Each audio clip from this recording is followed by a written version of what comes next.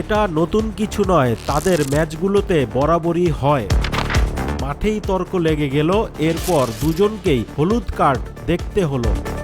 বৃহস্পতিবার রাতে Spanish super কাপের ফাইনালের ঘটনা এটি। রিয়াল মাদ্রিদের ব্রাজিল তারকা ভিনিসিউসের সঙ্গে কথার লড়াইয়ে জড়িয়ে পড়লেন Atletico Madrid coach Diego Simeone. হলুদ কার্ড দেখে দুজনকেই এর খেসারত দিতে হলো।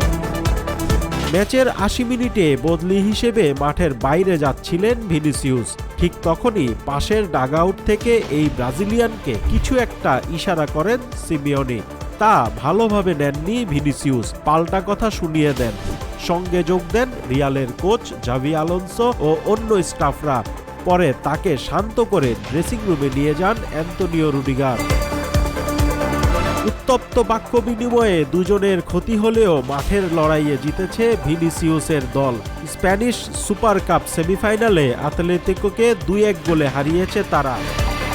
দ্বিতীয় মিনিটে ফেদে ভালভার্দের গোল আর ৫৫ মিনিটে রদ্রিগোর স্কোরে ম্যাচ জয় নিশ্চিত করে রিয়াল মাদ্রিদ।